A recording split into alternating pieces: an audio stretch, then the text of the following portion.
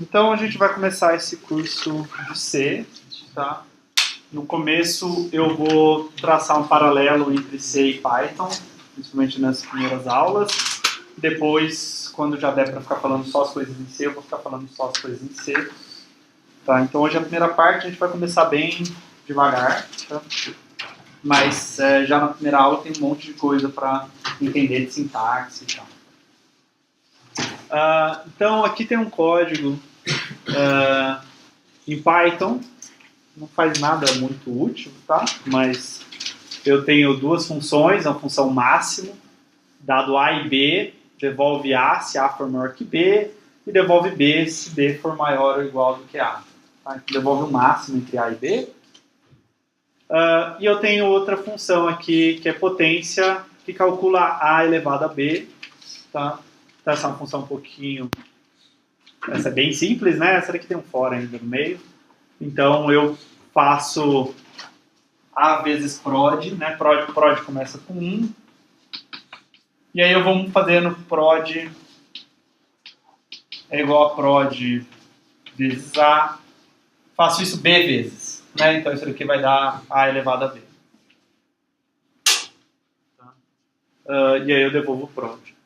E aí, o programa é bem simples, eu peço para entrar com A e B, então eu leio do input alguma coisa, converto em int, guardo em A, leio alguma coisa do input, transformo em int, guardo em B, e aí eu pego, eu vejo qual que é o maior, né, eu pego o máximo entre A e B e guardo nessa variável maior, vejo quanto que é A elevado a B, guardo nessa variável pot, e aí eu imprimo o maior, eu imprimo esse pot.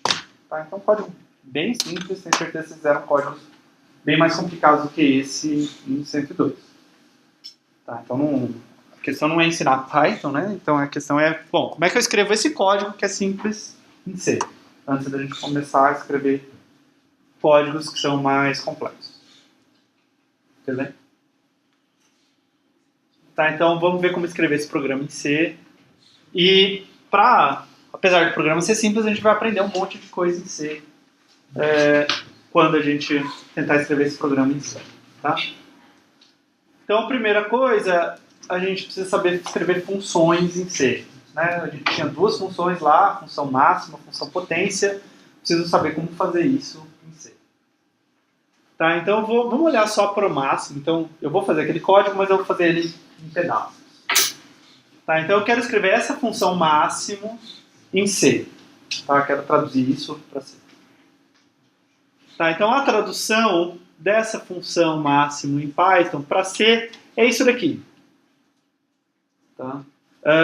E eu vou explicar o que cada coisa aqui está fazendo, o que significa, mas vocês podem ver que não é algo tão diferente. Né? Eu tenho uma função que chama máximo, recebe parâmetros A e B, e eu testo, tenho um if para ver se A é maior que B, se for eu devolvo A, se não eu devolvo B. Então é razoavelmente parecido com esse código, mas tem uns detalhes para prestar atenção. Né? Tem umas chaves a mais aqui que não tem no Python, aqueles dois pontos do Python sumiram, tem uns int que estão aparecendo aqui, o if tem um parênteses aqui, tá? Então tem algumas outras coisas acontecendo. Tá? Então, a primeira coisa em C é como que a gente vai declarar uma função. Em Python era bem simples. Eu fazia def, nome da função e a lista de parâmetros. Né? Então, eu podia receber A, B, C, D, E, quantos parâmetros eu quisesse ali, e eu só ia dando os nomes dele na ordem que a função vai receber aqueles parâmetros. Tá? Em C, é um pouco mais complicado que isso, mas não muito mais complicado que isso. Tá? Eu vou passar um tipo, já vou explicar aqui que é um tipo, tá? Mas vocês viram tipos em 102. Né? Você tinha a lista, você tinha o inteiro, você tinha o float, você tinha string, você tinha o dicionário. O que mais? Você lembra outros tipos que eu não falei? Como? Boolean, tupla, né? Então tem lá um monte de tipos. Set, né, por exemplo, não sei se vocês viram. Então tem vários tipos lá. Aqui em C também, a gente tem vários tipos que já existem, tipos que a gente vai criar, a gente vai aprender a fazer isso. Então eu tenho que dizer um tipo aqui, o nome da minha função, e aí eu passo a lista de parâmetros dizendo qual que é o tipo desses parâmetros. Tá? Então, a linguagem C é o que a gente diz de estaticamente tipada. Tá? As variáveis, elas têm tipos que são definidos no código.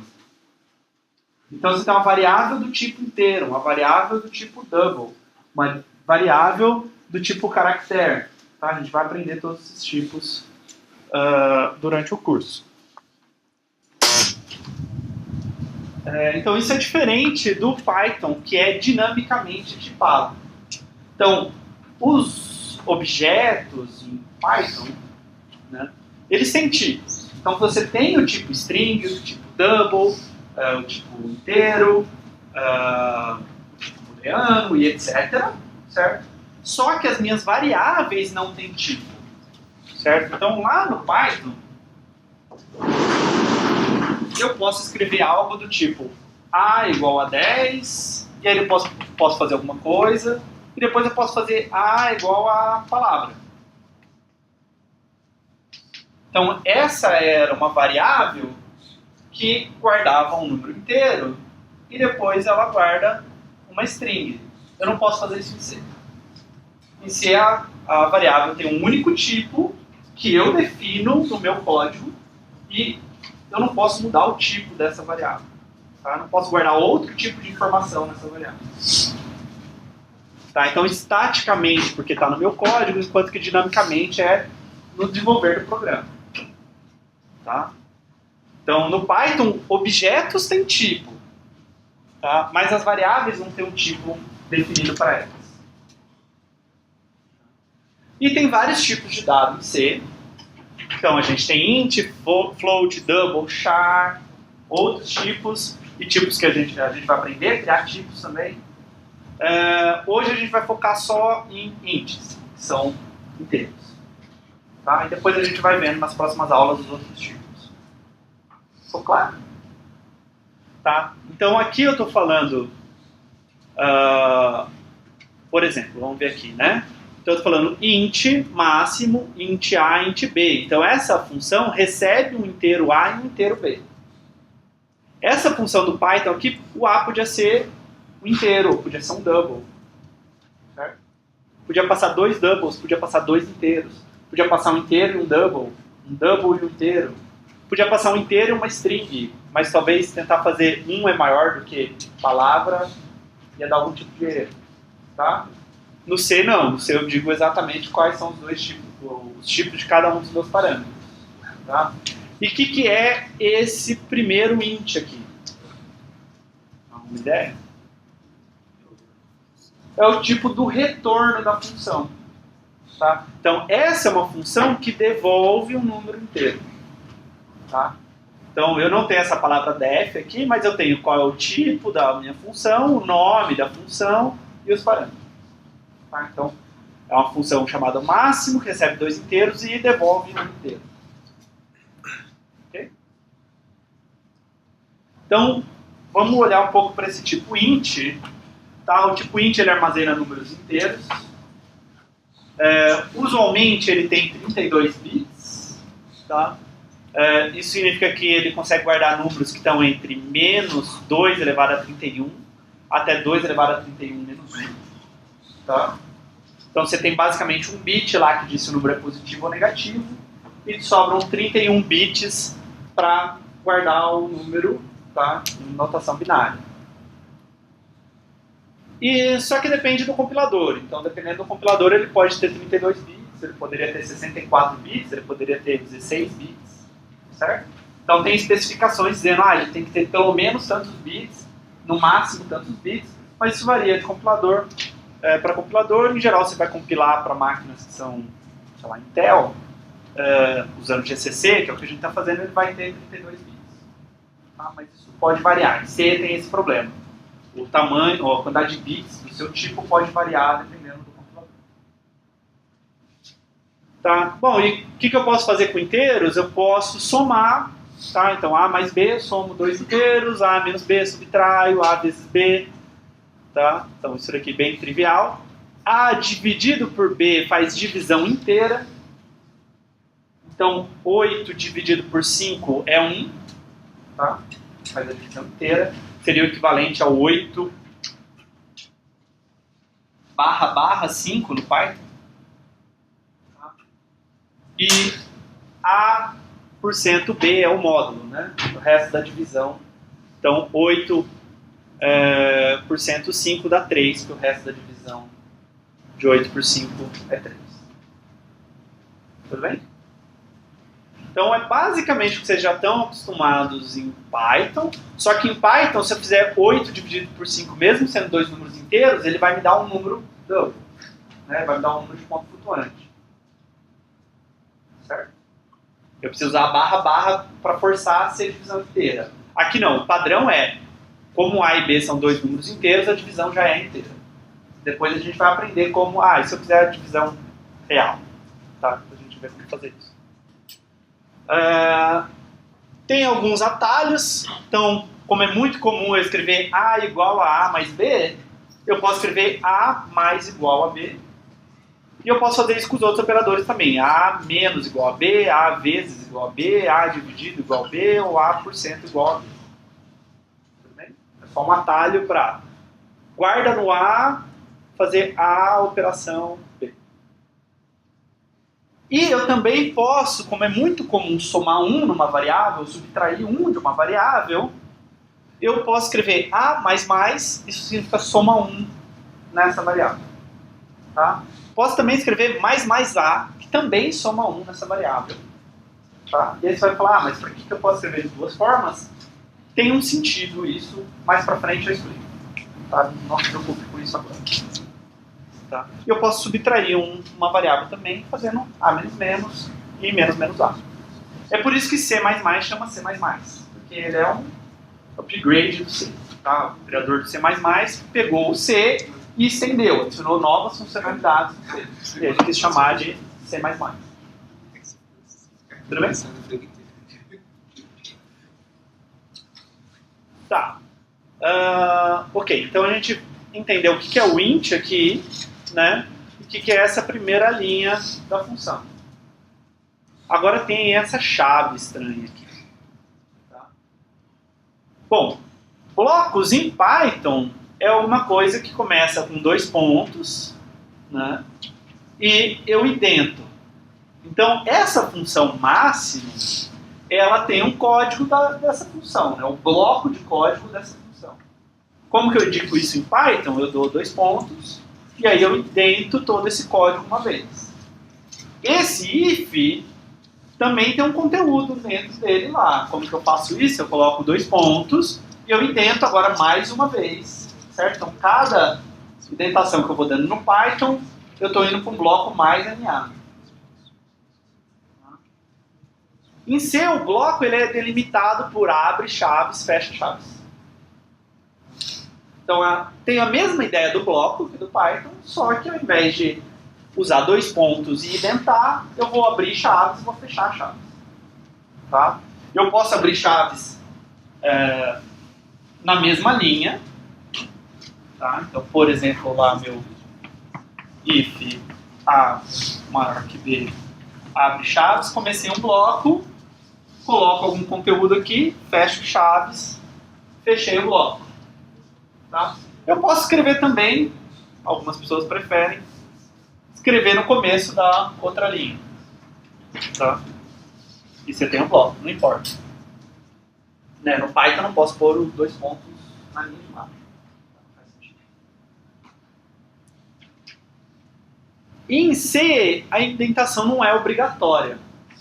Eu poderia escrever todo aquele código sem dar nenhuma indentação, todo encostado, certo? Que ele ainda seria um código em C válido que faria a mesma coisa. Tá? Porque as chaves me dizem quem são o bloco. Só que isso é uma má prática de programação. Tá? Códigos bem indentados ajudam você e outras pessoas a lerem o código mais facilmente. Tá?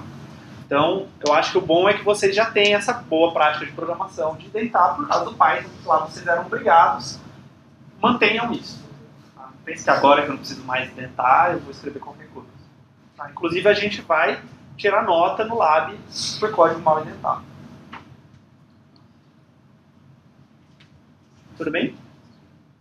E um outro detalhe que vocês devem perceber nesse código é que várias das linhas terminam com ponto e vírgula. A maioria das linhas em C vão terminar com ponto e vírgula. Blocos não.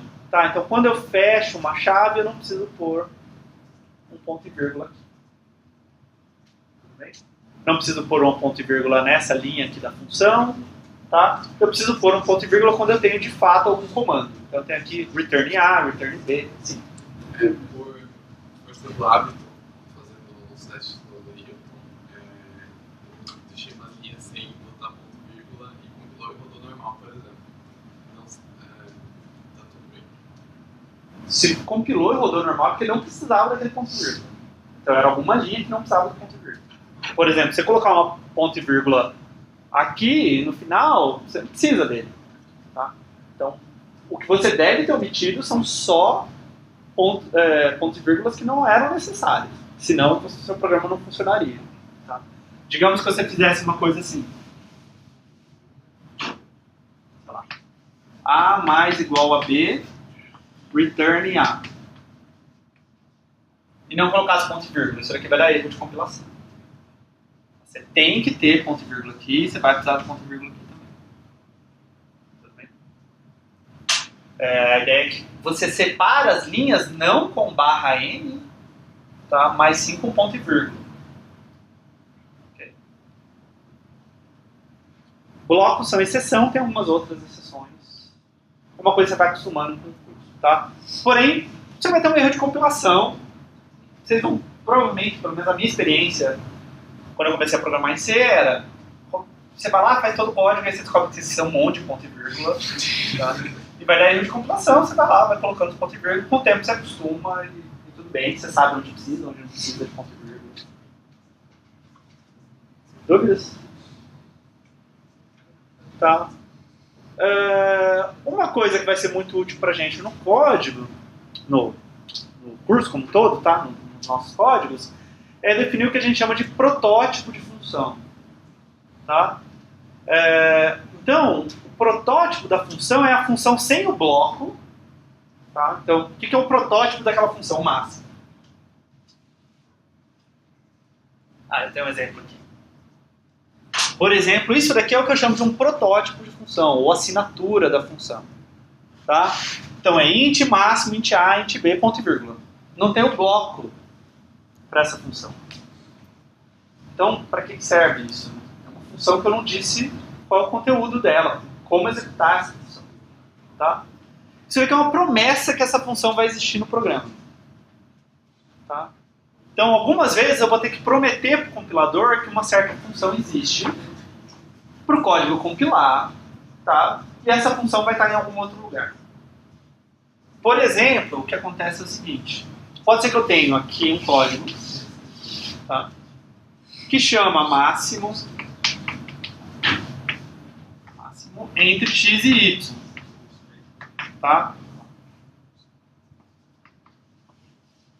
Só que a minha função máximo está definida aqui embaixo. Tá? Isso vai dar um erro de compilação.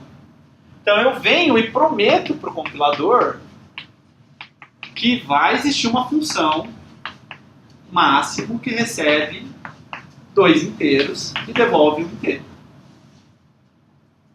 Tudo bem? A gente vai ver outras aplicações. Você poderia falar, mas por que eu não só jogo essa função aqui para cima? É uma possibilidade. Muitas vezes a gente faz isso. Tá? A gente ordena as funções para não ter esse tipo de erro de compilação, mas algumas vezes a gente vai querer prometer que uma função existe.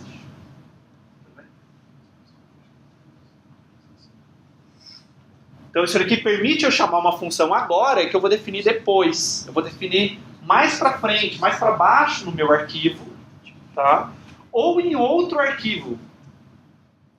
Tudo bem? Então eu vou ter vários. Imagina que eu vou fazer um programa muito grande. Não sei se vocês chegaram a fazer isso em 102.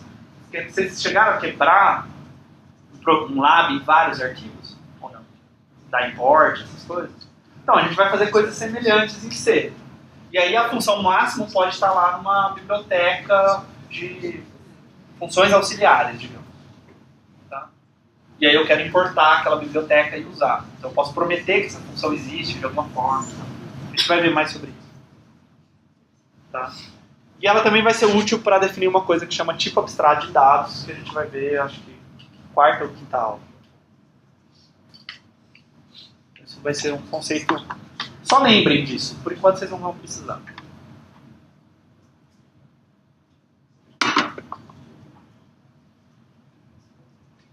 E, por fim, a gente tem uma coisa aqui que é o if, certo? Condicional. Então, no C a gente tem 3 opções de if.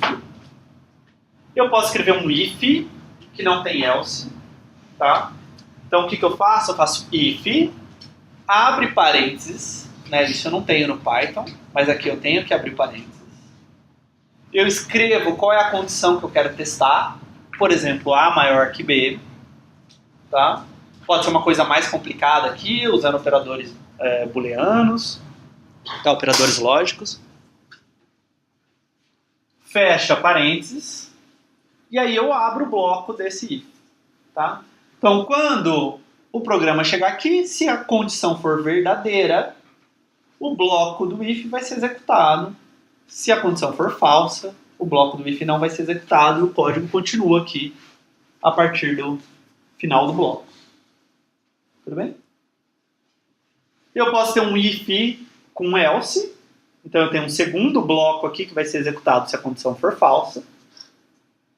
E eu posso ter if, else if, que eu testo uma outra condição, tá? Else. Então, eu posso ter if, else if, vários else ifs, tá? Eu posso ter quantos else ifs eu quiser. Tá? Então, testa uma condição, aí testa uma outra, aí testa uma outra, aí testa uma outra. A primeira que for verdadeira, você entra e executa. Tá? Se nenhuma delas for verdadeira, você cai no else. Você pode omitir o else, inclusive, aqui. Pode ser só um if, else, if e não ter o else. Tudo bem? Então, tem bastante liberdade aí para os condicionais. Não esqueçam dos parênteses, não esqueçam de abrir e fechar o bloco. Okay? Eu sei que está meio maçante, mas tem um monte de detalhezinho para explicar da linguagem. Se vocês tiverem dúvida, para, pergunta. Então, em Python, a variável é declarada automaticamente, certo? Você vai lá em algum lugar do seu código e faz x igual a 10. Aquela variável x passa a existir e você começa a usar ela do jeito que você quiser. O que você não pode fazer é usar o valor de x sem nunca ter atribuído alguma coisa para x, porque aí ela não existe. Né? Eu não posso fazer print x sem nunca ter criado essa variável x de alguma forma, né? Sem nunca ter atribuído algum valor para ela. Mas quando eu guardo alguma coisa em uma variável, ela passa a existir. Né? Em C, então basta você atribuir para essa variável, ou elas são parâmetros da sua função, porque essa variável existe. Tá? Em C eu tenho que declarar a variável antes de usar ela. Então se vocês perceberem, eu troquei agora, não estou falando mais da função máximo, né? A gente já viu tudo lá da função máximo. Estou falando agora da função potência. Tá? Então essa é a função potência em Python, essa é a função potência em C. Tá? Então aqui, por exemplo, aqui eu tenho prod igual a 1, certo? Então eu tenho essa variável prod. E eu também tenho essa variável i aqui dentro do for, certo? Essa variável ela surge aqui dentro do for quando você faz for i em range. Tá? Aqui no C eu vou ter que declarar essas variáveis. Eu vou ter que falar para o compilador, eu quero essas variáveis no meu código para poder usar essas. Tá? Então eu tenho que declarar essas variáveis antes de usar. Então a gente faz isso lá no início da função. Tá? As primeiras linhas da função a gente cria as variáveis que a gente quer usar nessa função. Então int i, ponto e vírgula, declara uma variável de nome i do tipo int. Tá? E, por exemplo, int i, vírgula, prod igual a 1 declara duas variáveis, a variável i e a variável prod, que são do tipo int. e inicializa essa prod com 1. Tá? Isso é opcional. Então, coisas que eu posso fazer.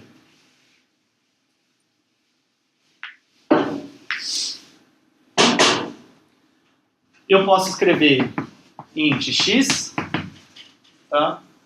Agora eu preciso de uma variável y também no meu código. Posso vir aqui e escrever int y.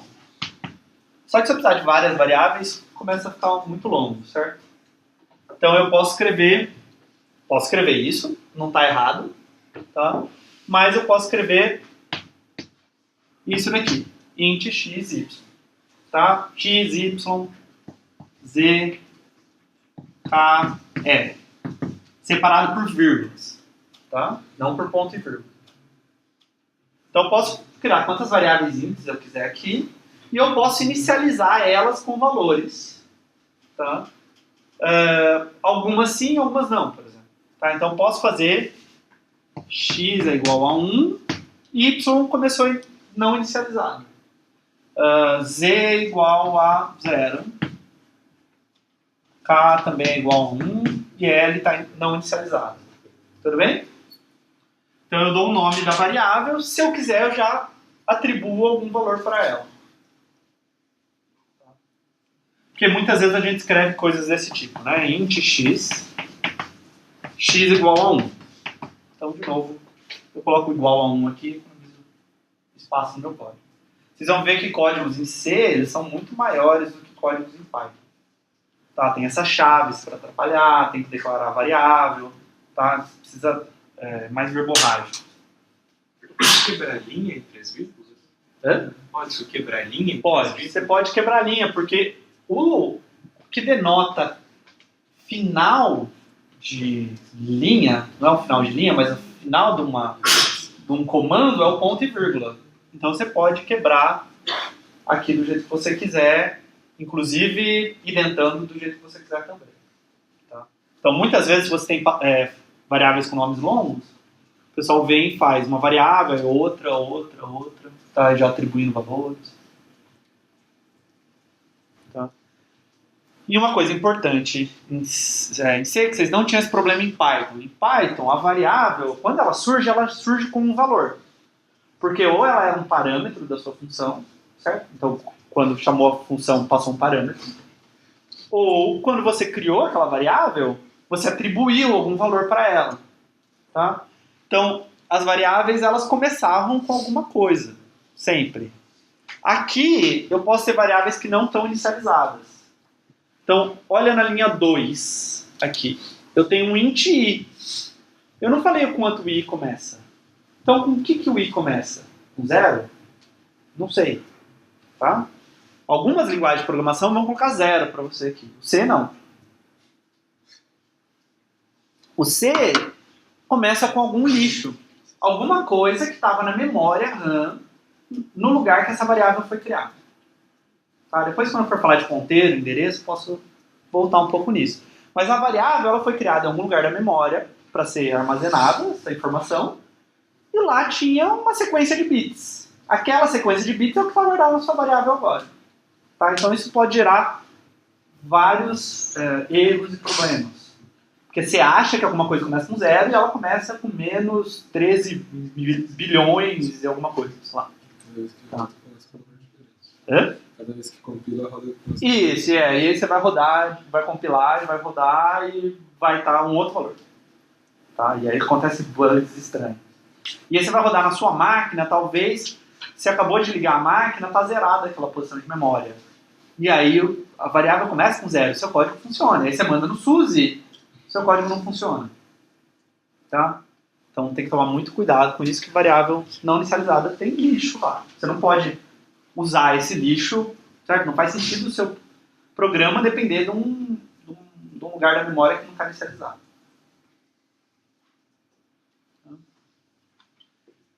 Outra coisa que a gente tem nessa função potência, então a gente tem lá int potência, int a, int b, e a gente já viu essa linha 2 aqui que eu estou declarando essas variáveis, i e prod. Prod está começando como 1, certo? O que eu tenho nessa linha 3 aqui é um for, que de alguma forma lembra esse for aqui, mas por outro lado é bem diferente. Tá? Então isso daqui é um laço. A gente tem vários tipos de laço em C. Tá? Então, no C não tem um for alguma coisa in. Tá? Em Python é bem legal isso, que eu tenho uma lista, eu tenho um dicionário, tem várias outras coisas. Eu posso falar for i, for x, in alguma coisa, certo? Aqui em C não existe isso. Tá? Em C você tem que, na mão, percorrer o que você quer. Tá? O que a gente tem é while, do while e for. Tá? Então vamos começar olhando o while e o do while, que eles são mais simples, e aí a gente vai entender como é esse for e o que esse for está dizendo aqui. Então o while, ele é bem simples. Tá? É uma estrutura muito parecida com a do if. Tá? Só que eu faço o seguinte, while a condição for verdadeira, eu repito esse bloco. Tá? Então eu tenho um bloco de código, eu tenho uma série de comandos aqui dentro, vou repetindo esse bloco de código enquanto a condição for verdadeira. A hora que a condição parar de ser verdadeira, eu saio desse while. Continuo a partir da linha 4 aqui que não tem. Tá? O do while é muito parecido. Só que ele executa o bloco enquanto a condição for verdadeira. Tá? Só que ele sempre executa a primeira vez.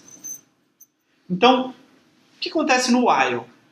Eu chego a primeira vez aqui, eu testo a condição. Se a condição for falsa, eu vou direto para a linha 4, como se fosse um if.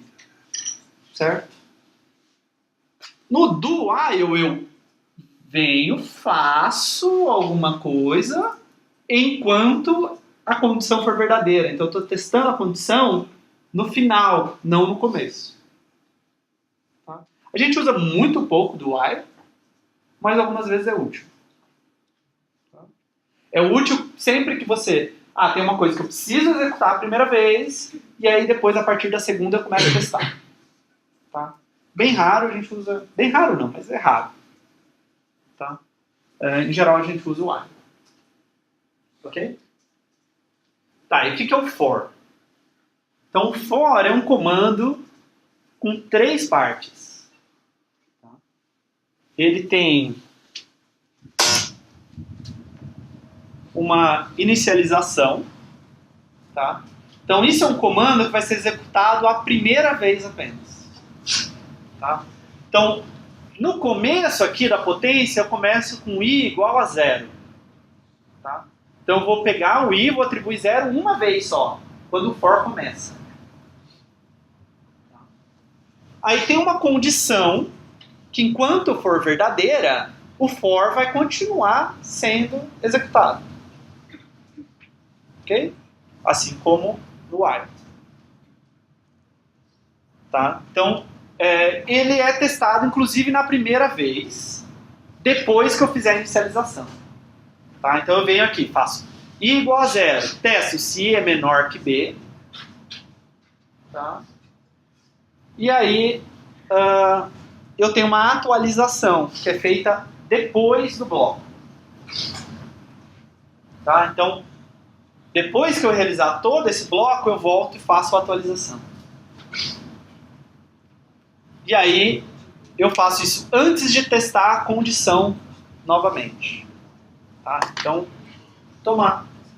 Não é uma coisa difícil, mas talvez para quem nunca viu, é uma coisa um pouco estranha. Tá? Então é muito comum a gente fazer alguma coisa assim. Eu tenho que fazer uma inicialização. Tá? E aí eu faço um while, testando uma condição. Faço alguma coisa aqui e no final eu faço uma atualização.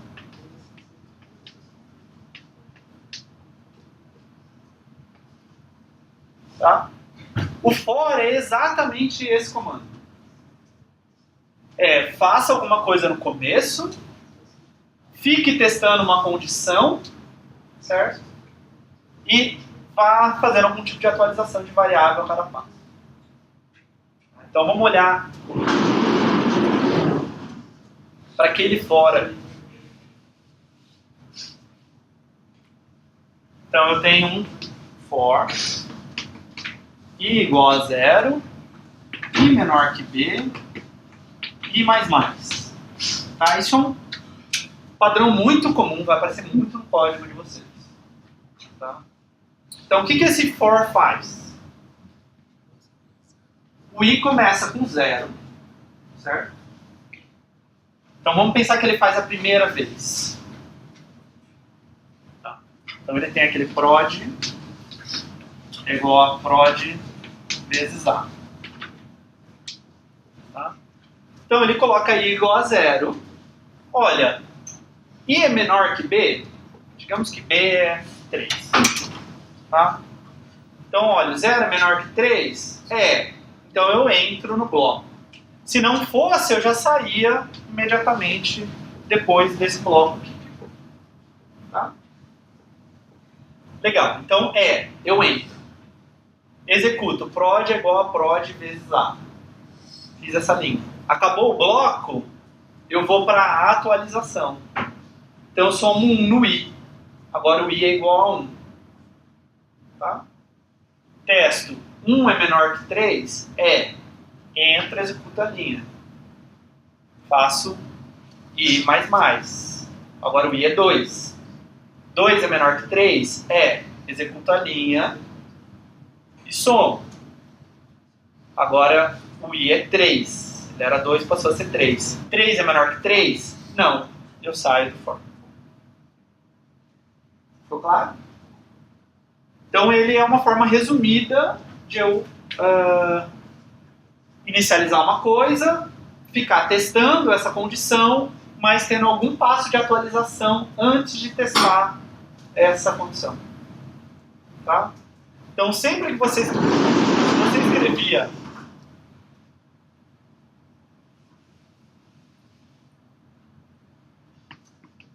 for i in range de n, o que isso daqui fazia? Sei lá, print i. Digamos que n é 10. O que é impresso? De 0 a 9, certo? Porque i começa com 0, você executa o comando, você soma 1 no i, e executa o comando, e etc. Certo? Até que você esteja no i igual a n menos 1, você imprime, e aí a hora que o i seria n, você para. Tudo bem? Então, se você quiser escrever isso daqui em C, você vai escrever for i igual a 0, então o i começa com 0, enquanto o i for menor do que n, eu somo 1 no i. Tá? Vou somando de 1 em 1. Tudo bem? E aqui o que eu quero fazer, a gente vai ver já como é que imprime. Dúvidas? Ali na potência, você declarou em cima por preferência ou no caso da potência? Você poderia ter feito int prod ali dentro, daquele for? Você pode, eu prefiro que não faça. Eu prefiro declarar as minhas variáveis dentro do começo da função. Mas você pode declarar as variáveis dentro dos blocos. Então eu poderia ter feito direto for int i igual a 0, vírgula prod igual a 1 e de boa. Dentro do for? Não, desculpa. For int esse for int i, prod 1, esse tipo de coisa. Não. Então, na versão que a gente vai usar do C, não. Então, tem versões mais novas do C que me deixam escrever int aqui e declarar essa variável dentro do for. A gente não vai poder fazer isso. Tá? Não que eu tenha algo contra isso, eu tenho algo contra as outras coisas que vêm quando eu deixo vocês usarem isso. Tá? Então existem, eu vou falar isso daqui a pouco, existem versões do C, a gente vai usar a versão de 89. Alguém aqui já tinha nascido em 89? Só eu? Tá? Mas eu tinha 3 anos de idade. Então a gente vai usar a versão mais antiga do C, que é a versão mais portável do C, tá? Que eu acho que é a versão mais fácil de aprender, porque depois tem C99, tá? Mas o C99 adiciona mais coisas na linguagem. adiciona complexidades na linguagem. No fim das contas. Então, se você está aprendendo a programar em C, eu prefiro que vocês aprendam com a versão mais básica da linguagem e depois vocês podem ir atrás do que muda. Por exemplo, hoje tem C11, que saiu em 2011. E vai ter um monte de coisa a mais do que C89, inclusive esse tipo de coisa. Tá? Mas eu não posso te permitir usar isso e não permitir usar o resto. Então, isso não é possível. Tá? Quem já programa em C vai ter alguns ajustezinhos que vai ter que fazer para os labs. Tá? Ou quem já programou em C++, que permite algumas coisas que o C não permite. Ok? Muito difícil, for? Ficou claro?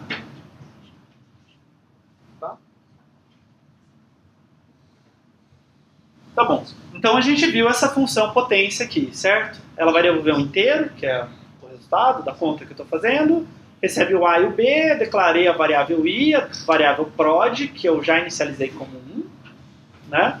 Elemento neutro da multiplicação aqui, para eu poder ir fazendo potência, né? E aí eu percorro.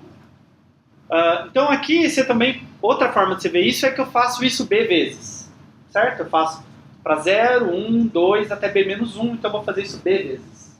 Podia ter escrito I igual a 1 e menor ou igual a B. Tá? É que é tão comum a gente querer contar a partir das coisas do zero que a gente acaba fazendo mesmo quando não precisa. Se, por exemplo, no meio do código eu colocar assim, I igual a 2, ele como funciona isso? O I vai virar 2. Então, digamos que você faz o seguinte, for I igual a 0, I menor que B, I++, prod, e aí você coloca um I igual a 2. Seu I começou com 0, executa a linha do prod, aí o I vai virar 2. Talvez o I igual a 2 faça sair do for. Se ele não fizer sair do for, ele vai ficar preso no for para sempre. A não ser que você mude o valor de B também. Tá? Mas isso algumas vezes é útil. Algumas vezes a gente tem uma variável lá, eu posso mudar ela para forçar a sair do for na próxima vez que testar a condição. Tá? Posso querer usar isso. Essa variável não está amarrada com o for. Ela existe ali dentro. Então, assim, o C dá muito mais responsabilidade para vocês do que outras linguagens. Então, você meio que faz umas coisas lá e ele deixa você fazer, tá? Então, o resto do programa. Lá no Python, eu tinha o resto do script, né? Então, eu tinha minhas funções. E aí eu tenho um bloco de código lá, quando eu rodar o script, aquele bloco vai começar a ser executado, né? Não sei se... O código do Python vai ser executado de cima para baixo, né? As funções elas só estão declaradas lá, e aí qualquer linha que não esteja dentro de uma função vai sendo executada. Até posso fazer umas coisas meio bizarras, colocar umas linhas, né? Colocar a função no meio, outras linhas e tal, né? O código fica mal organizado, eu posso fazer isso. No C, eu não posso ter linha de código solta. Toda linha de código tem que estar dentro de alguma função. Tá? Então, o que eu tenho no C é essa função main. Tá? A execução do programa começa pela função main sempre. É uma função especial, tá? Chamada main, que é por onde o seu programa começa a executar. Então aqui eu tenho minha função main, tá? Ela sempre devolve um int, tá? Ou é uma boa prática que ela devolva um int. Até posso fazer uma main void, eu não sei se talvez dê erro de compilação no nosso, não tenho certeza, mas a ideia é que o int é o erro que teve ao executar o seu programa. Então se o seu programa rodou sem erros, você devolve 0. Meu programa rodou, não teve nenhum problema na execução dele, devolvo 0. Diferente de 0, vai indicar algum erro que aconteceu, e pode ser um padrão do seu programa. Pode ser, eu devolvo o erro 22 quando aconteceu alguma coisa. Tá? A gente no curso não vai se preocupar com isso. Ou vou devolver 0 se terminou sem erro, vou devolver 1 se terminou com erro, mas nem vou ficar me preocupando tanto com erro. Tá? Dúvidas? Tá, então eu tenho que ter essa função main aqui. Tá? Ignora esse int máximo que está sobrando, não era para estar aqui. Mas quem que pega o resultado dessa main, então? Como assim? Você está retirando o valor. O sistema operacional. Tá. Tá? Então o terminal, por exemplo, o terminal do Linux, eu posso fazer coisas do tipo expressões booleanas. Eu posso executar o meu programa e, se ele funcionar, fazer alguma outra coisa. Se meu programa devolver diferente de 0, ele vai considerar que isso daqui falhou, ele não vai executar o resto. Tá? Mas isso volta para o sistema operacional. Dependendo de como tiver configurado seu terminal do Linux, aparece algum, ou muda uma cor, ou tem algum tipo de indicação que teve um erro naquele programa. Sim. Todas as outras funções também precisar estar em cima ou embaixo. Então, se eu uso o máximo e potência aqui no main, ou eu coloco elas para cima, certo? Ou eu coloco um protótipo delas lá em cima. Porque quando o compilador passar pelo main, o compilador também vai fazer isso que o Python faz. Tá? De cima para baixo no seu código. Tá? Vai olhar linha a linha. Quando ele chega em máximo, aqui na linha 5, ele precisa te dar um erro se a função máximo não existe. Né? Pode ser que você esqueceu de declarar essa função. E na verdade tem informações que ele precisa dessa função máxima, tá? Para poder compilar. Então, ou ela tem que existir antes, lá em cima, ou você tem que ter prometido para ele que depois você vai declarar ela. Então você coloca o protótipo da função lá em cima e você coloca a função de fato, de novo, aqui embaixo. Tudo bem? Ok? Função main? Então main é o ponto de entrada do seu programa. É onde começa a executar o seu código. Tá?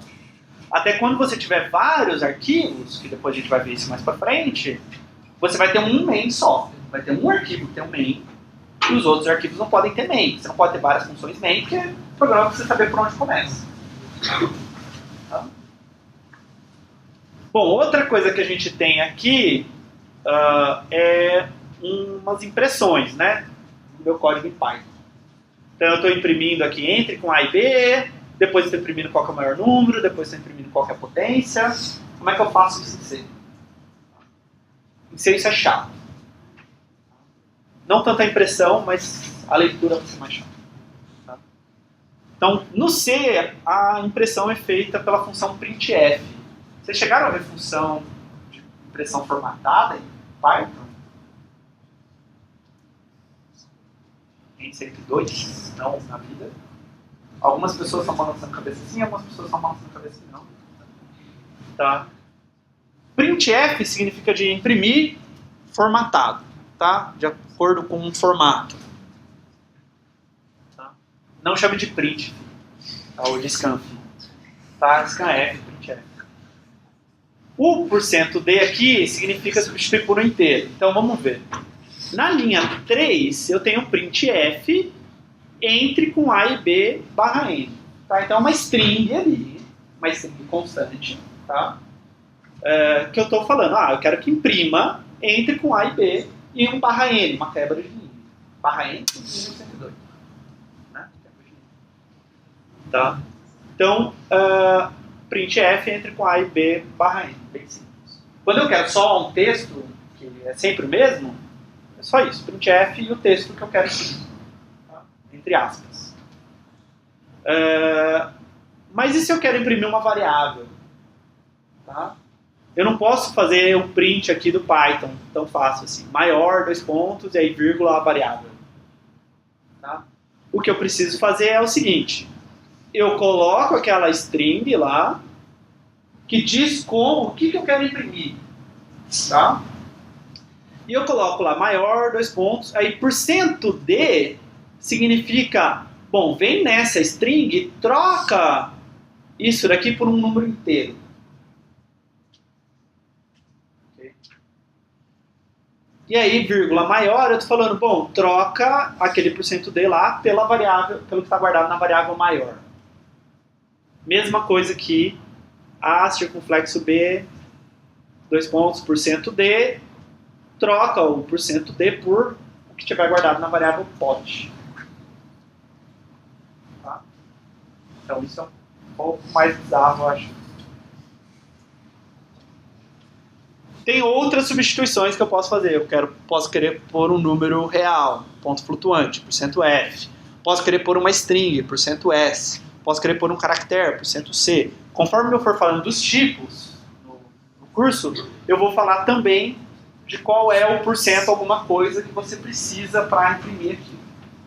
Tá? Então eu sempre vou apresentar o tipo, vou falar como você imprime também. Tá? Então, o que essa função printf recebe? Ela recebe um primeiro parâmetro, que é a string a ser impressa. Tá? E aí, para cada %d, %f, %s, todo mundo assinou a lista? Então, para cada %d, %f, %s que você colocar na string, você tem que passar um parâmetro adicional. Tá? Dizendo o que você quer substituir aquele cara. E essa substituição é feita da esquerda para a direita na string. Tá? Então, eu posso escrever uma coisa que é assim.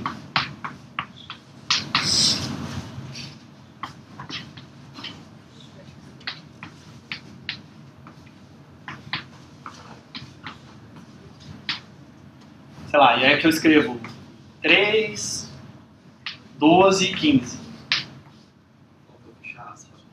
Falta fechar, sim. Tá? Então, o que significa? Imprime essa string. Mas onde tiver o primeiro, onde tiver o %d, troca por inteiro. Tá? E eu troco da esquerda para a direita. Então, esse %d eu vou trocar pelo segundo parâmetro. Né? O primeiro parâmetro dessa string. Então, esse %d eu vou trocar pelo segundo parâmetro. Esse %d pelo terceiro e esse pelo quarto. Tá? Então, só você olhar da esquerda para a direita e você vai dizendo quais são os parâmetros que você precisa. Tudo bem? Aqui eu posso passar uma variável, posso passar um valor. Tá? E ele não adiciona quebra de linha automaticamente. Né? O print do Python, ele adiciona o /n automaticamente, a não ser que você passe para ele que não é para ele quebrar a linha. Tá? E aqui não. Tá? Então, dessa forma que eu escrevi aqui, se eu der outro printf, sei lá, ABC, o que ele vai imprimir é 3 mais 12 igual a 15 ABC.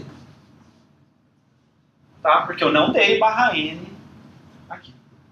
Então eu tenho que dar o /n quando eu quero quebrar a linha. Nem sempre eu quero quebrar a linha. Então também é uma escolha. Tá? Ok, isso é para escrever. Para ler a gente vai fazer algo muito parecido. Tá? A gente vai usar a função scanf. Tá? E a string, eu vou passar uma string também. Então, se você olhar aqui na linha 4, é o único scanf que eu tenho. Tá? Eu tenho %d, espaço %d aqui. Então, a string vai me dizer quais tipos eu vou ler. Então, se você olhar aqui, o que eu estou falando, eu vou ler 2 números inteiros. A e B.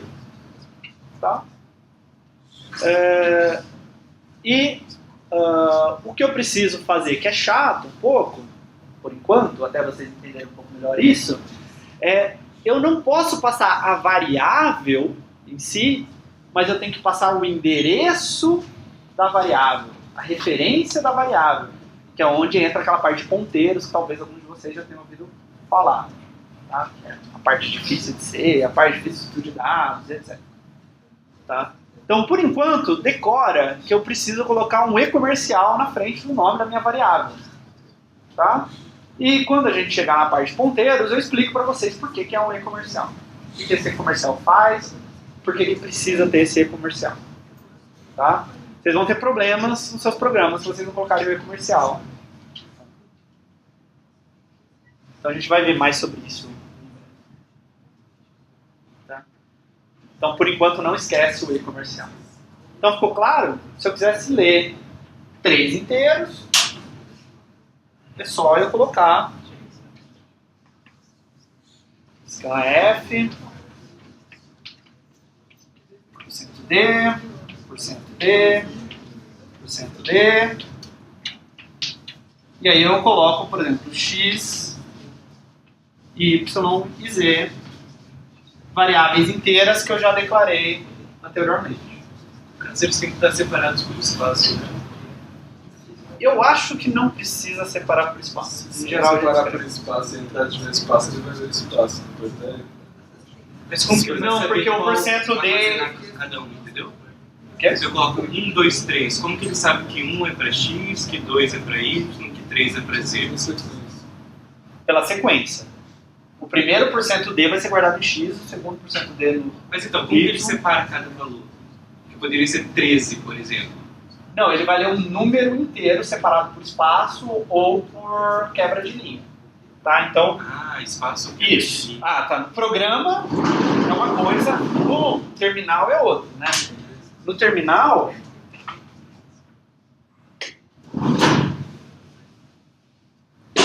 No terminal eu posso escrever 137, menos 42, 25, são 3 números inteiros.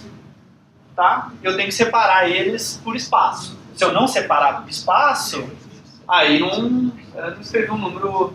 ou eu escrevi, né? Se eu quiser escrever 137, eu tenho que separar por espaço. Se eu não separar por espaço, ele vai pensar que é 137.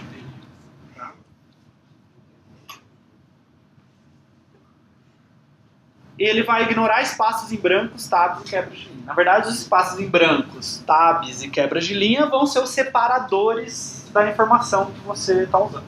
Tá? Então daria certo nessa entrada de 137 na outra linha, menos 42 na outra linha. Daria certo também. Eu posso quebrar por espaços ou eu posso quebrar com enter. Tá? Pro scanf é tudo espaço em branco. Seja espaço, seja tab, né, barra T, ou seja barra N da quebra de linha. Em alguns casos ele não vai ignorar espaço, tab, quebra de linha, a gente vai ver isso mais pra frente. Tá? Mas lendo números inteiros vocês não vão ter problema. Os problemas começam a surgir quando você quer ler string. Por exemplo, eu quero ler uma string sem incluir os espaços. Tá? Então eu quero ler, sei lá, hoje é terça, tá? E eu quero guardar isso numa string só. Isso é um pouquinho mais chato de fazer, porque o scanf olha para esses espaços e ele vai pensar que são 3 strings. Tá? E eu quero que isso seja uma string só. Então, depois a gente vai entrar nesses detalhes. Mas para números inteiros, ele vai simplesmente passar reto nos espaços. Ok? Então, como fica o programa inteiro que a gente fez em C? Ele é bem mais longo do que o Python. Tá? Não mais complexo e tal, mas ele tem umas linhas a mais por causa dessas abres e fecha chaves e tal, né? De novo, ignora essa linha 30 aí de máximo. Não era por aqui. Eu incluí o arquivo e esqueci de tirar. Então, esse é o programa inteiro. Tá? Assim como no Python, no C eu tenho que incluir as bibliotecas que eu vou usar. Tá? Então, vocês devem ter incluído algumas bibliotecas. Por exemplo, acho que alguns de vocês devem ter visto expressões regulares. E aí tinha que importar o RE lá no começo, certo? Então, aqui a gente também tem que incluir essas bibliotecas. No caso, aqui eu estou incluindo a biblioteca stdio.h, tá? Porque é onde está definido o printf e scanf. Se eu não incluir onde tem printf e scanf, eu vou tomar um erro de compilação falando que essa função não existe. Tá? Como que eu incluo uma biblioteca? Eu coloco um hashtag include espaço menor nome da biblioteca maior. Okay? A gente vai usar algumas outras bibliotecas no curso, não muitas. Tá? Vai ter stdio, stdlib, string, tá? Vai ter uns 3 ou 4. A de matemática, que é a math.h. Tá? Em geral, elas têm um ponto .h no nome. Quer dizer, em geral, acho que sempre. Acho que Nunca vi um caso que não tivesse um ponto H no nome, tá? Que é a extensão do arquivo. Isso é um arquivo que a extensão dele é ponto .h. Tudo bem? Então esse é o meu programa inteiro. Eu coloquei o máximo e potência antes do main, porque o main usa máximo e potência. Se eu colocasse máximo e potência depois do main, eu ia ter que pôr as assinaturas da função lá em cima antes. Tá? Senão vai dar erro de compilação. Dúvidas? Não? Ok. Preciso de mais tempo para ver o programa. Bom, então eu vou seguir, porque vocês não estão falando nada. Tá, e como é que eu executo esse programa? Então eu tenho lá, sei lá, agora você chega em casa, digita esse programa, só não coloca a última linha. Não tem problema se colocar, mas... Como é que eu rodo esse programa? Certo? No Python lá eu rodava no interpretador do Python, certo? Eu fazia Python 3, o nome do meu arquivo. Eu até podia digitar Python 3 e começar a digitar comandos lá, né? Então, o Python é uma linguagem interpretada. O que significa uma linguagem ser interpretada? Vocês sabem? Ninguém não teve essa discussão em 102. Superficialmente, o que você lembra? O professor usou, tipo, metáforas. Tá. É, tipo, traduzir um livro e ter o livro traduzido, ou ler o livro traduzindo ele. Isso. Ok, é uma boa metáfora. Tá? O Python, ele vai lá, vê uma linha de código, e ele fala, o que eu faço com ela? Aí ele faz. Agora ele vê outra linha de código, o que eu faço com ela? Ele faz. E ele vai fazendo isso. Então, ele lê as linhas de código, certo? Ele vai passando pelas linhas de código e fazendo o que você mandou. O que significa fazer o que você mandou? Significa mandar o processador fazer coisas, certo? Eu preciso executar códigos lá no processador, preciso manipular a memória, preciso fazer N coisas que são bem baixo níveis e bem ligadas ao hardware. O Python faz essa tradução para você, ele interpreta o que você falou, certo? O que você pediu para ele fazer, e ele vai lá e faz para você. Tá? O C, ele é uma linguagem compilada.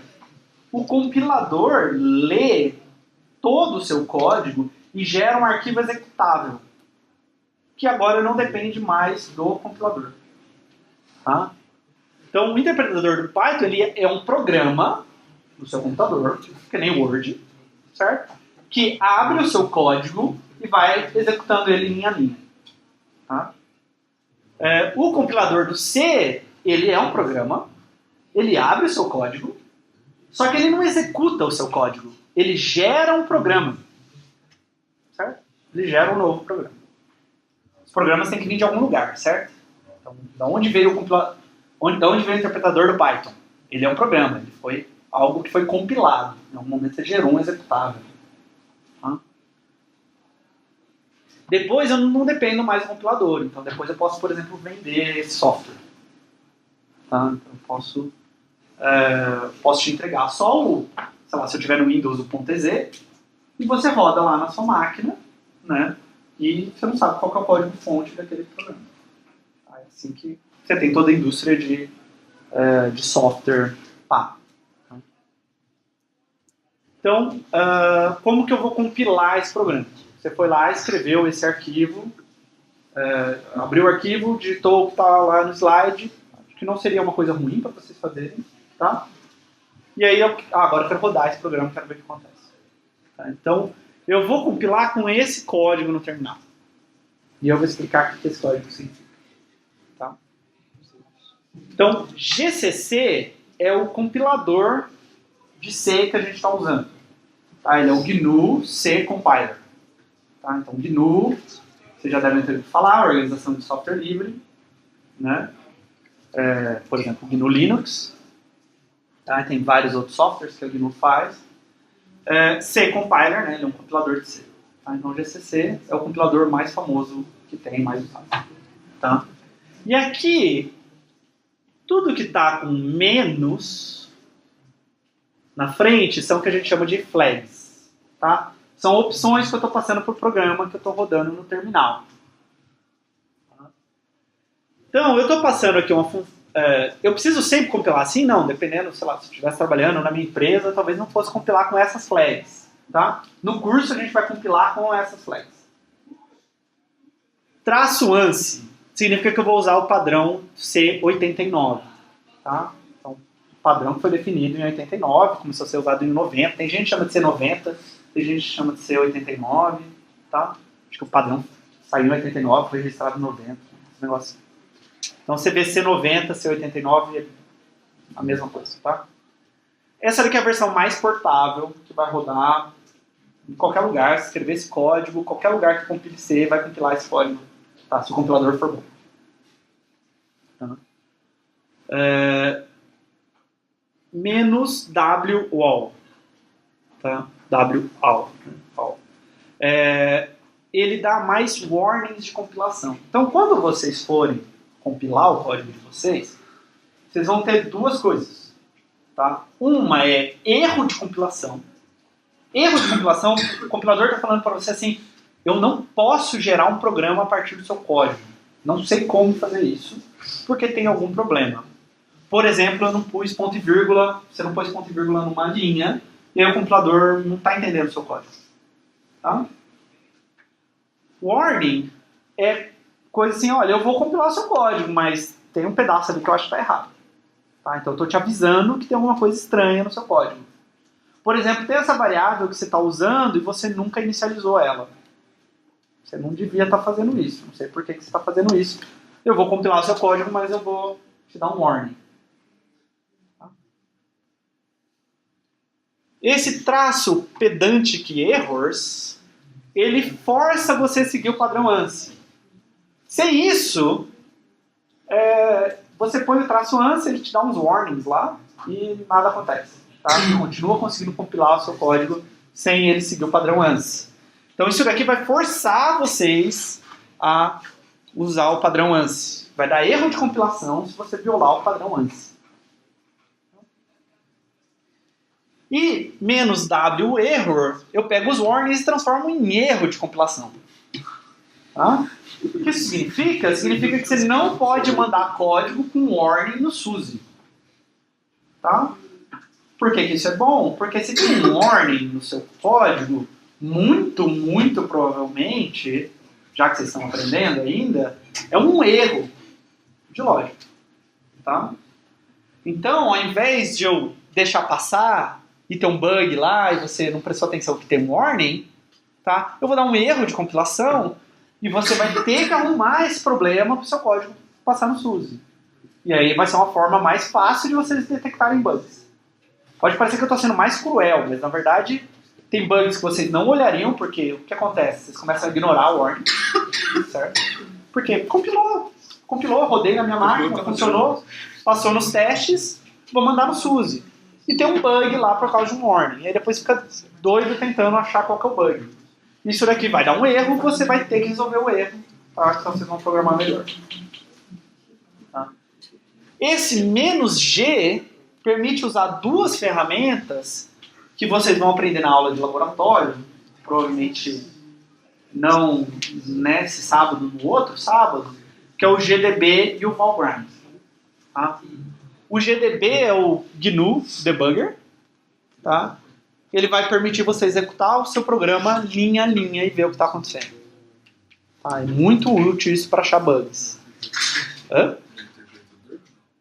Ele não é um interpretador. Ele pega um programa compilado e ele executa as funções daquele programa. Tá? Os comandos daquele programa. Tá? O programa já está compilado. Isso vai ser muito útil, então eu recomendo que vocês vão nas duas próximas aulas de laboratório. Tá? Vocês conseguem ir vendo, ver, essa variável está valendo quanto, entrou nessa função, aqui no if passou reto na condição, foi para o else, e etc. Tá? Então vocês conseguem ver o que está acontecendo no código de vocês. E o Valgrind, eu não sei até hoje como é que fala, ele vai servir para achar alguns erros e ver umas questões de memória. Tá? Que a gente vai ver quando a gente falar de ponteiros, alocação de memória, etc. É uma área que tem muito erro em 202, e o Valgrind é muito fácil de rodar, tá? Uma coisa muito simples de executar, e ele fala lá para você, tem um problema que aconteceu na linha tal, ou tem algum vazamento de memória, depois eu vou falar que é vazamento de memória, tá? Então, essas duas ferramentas vão ser muito úteis, eu recomendo que vocês vão na aula de lab. Se vocês não quiserem ir em nenhuma outra aula de lab, que é de sábado de manhã, não vão, mas vão nessas duas, tá? Menos LM fala para você linkar, tá? Conectar a biblioteca matemática aqui. Então não basta dar um include na biblioteca matemática, eu preciso de um traço LM para isso funcionar também. Tá? Então vai me permitir usar funções matemáticas. Menos O define o nome que meu programa vai ter. Tá? Então, GCC, essas coisas todas são para dar erros e etc.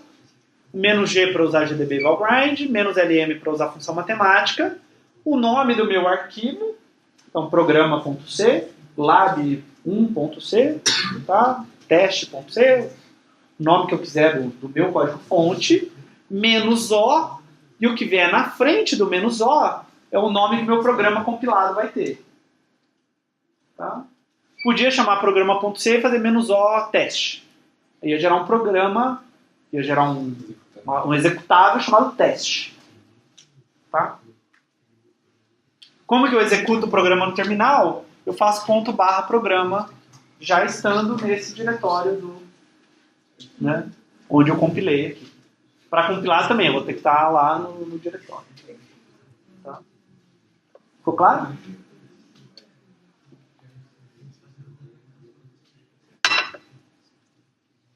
Dúvidas? Não? Então, o SUSE vai estar configurado dessa forma. Tá? E a gente vai... Depois vai ter um negócio que é o Makefile. Eu vou falar mais disso mais para frente. Mas é bem simples de usar também. Acho que os pads vão falar também na aula de lab agora, de sábado. Eles vão falar sobre compilação lá também. Tá? Mas tudo isso vai estar configurado já no Makefile, então vai ser bem fácil para vocês compilarem. Vocês não vão ter que ficar digitando isso toda vez, nem tanto decorar isso daqui. Tá? Bom, isso daqui é aquele mesmo programa, tá? Só que eu refatorei, não sei se vocês conhecem essa palavra, eu refatorei o programa. Tá? Refatorar um programa é pegar e modificar ele continua funcionando, certo? Mas agora ele é mais rápido, ou ele é melhor, ou ele é mais curto, ou é mais fácil de entender, etc. Tá? Então só dei uma arrumada aqui. O que eu fiz? Tá? Note que sumiram umas chaves aqui. Por exemplo, if A maior que B, sumiu a chave que eu tinha na frente. Tá? Quando eu tenho um bloco de um if, de um else, de um for, ou de um while, que só tem uma linha, eu posso omitir as chaves. Tudo bem? Então, eu posso inclusive fazer esse tipo de coisa. If, condição, sei lá, printf, alguma coisa, tá? É uma linha só, ponto e vírgula, desculpa. Else, pode ser que o bloco do else tenha vários comandos. Aí eu abro, chaves, escrevo os vários comandos aqui e fecho chaves. Tudo bem? Se isso for confuso para você, usa chaves. Tá? Mas começa a ficar longo demais o programa. Você tem um ifzinho só, um if com uma linhazinha só, e você perde duas linhas porque você tem que fechar uma chave, sabe? Tá? Então eu fiz isso. Ó. Esse if aqui perdeu a chave, esse else perdeu a chave, esse for também perdeu a chave. Tá?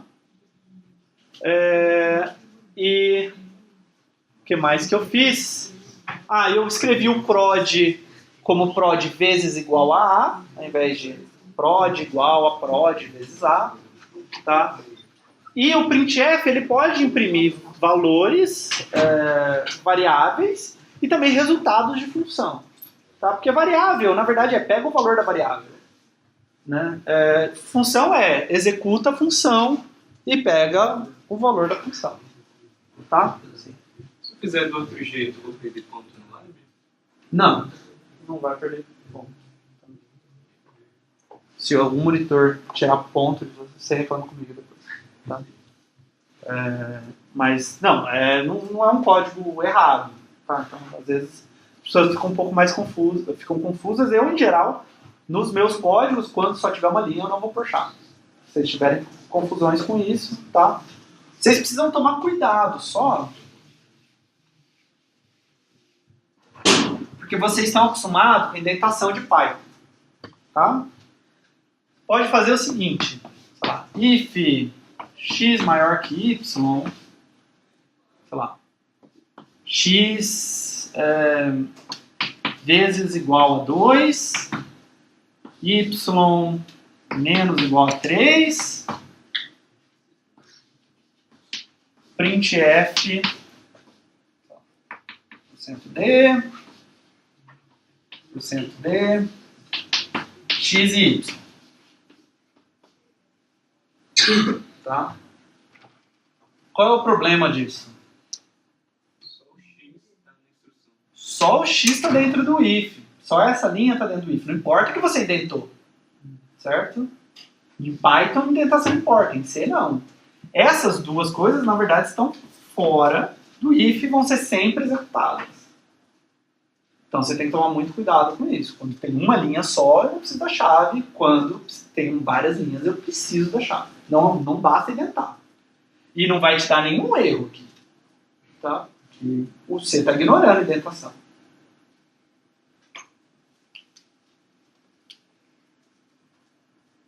Ok. As coisas estão indo mais devagar do que imaginava.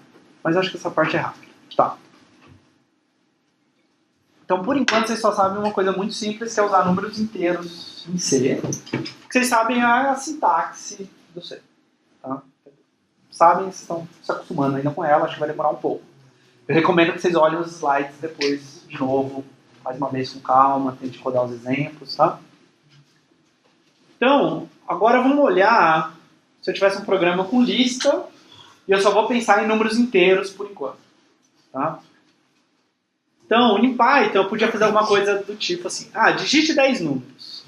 E aí eu crio uma lista vazia, certo?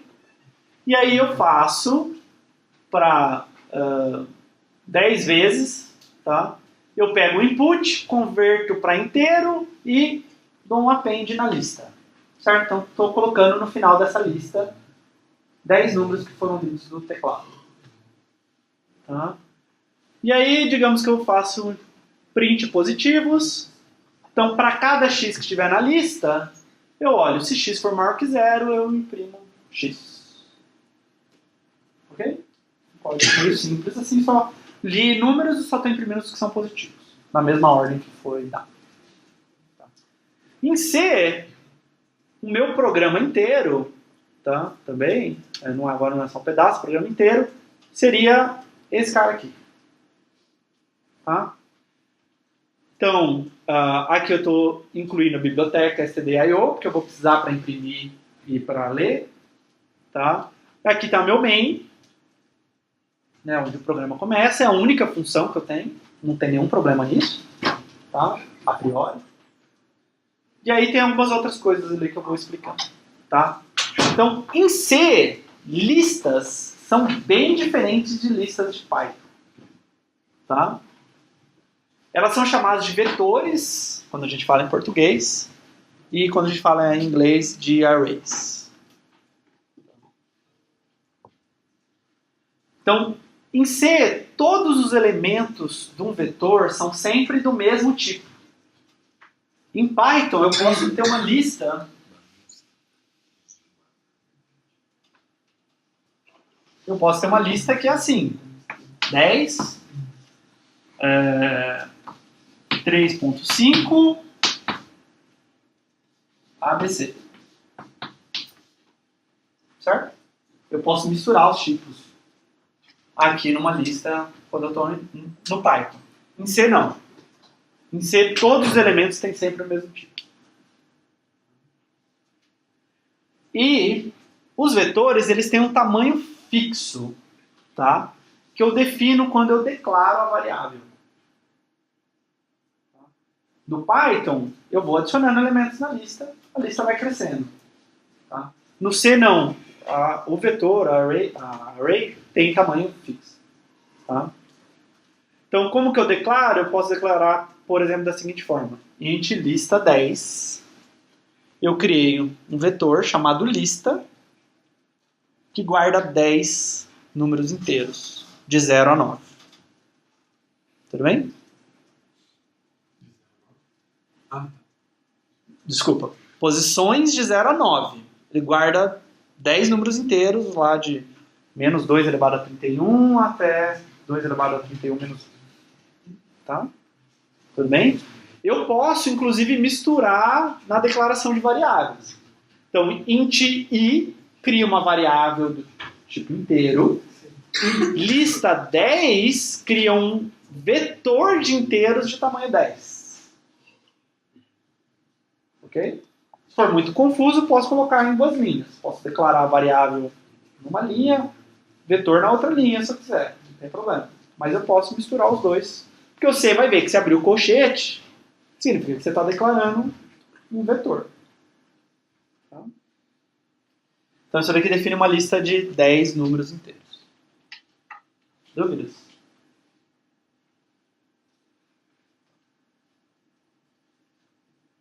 Então, cada lista i para is entre 0 e 9 é um int. Tá? Então, como que eu imprimo lista i? Se eu quero imprimir, sei lá, o terceiro elemento da lista, é um int. Então, eu imprimo ele como eu imprimo um número inteiro. Tá?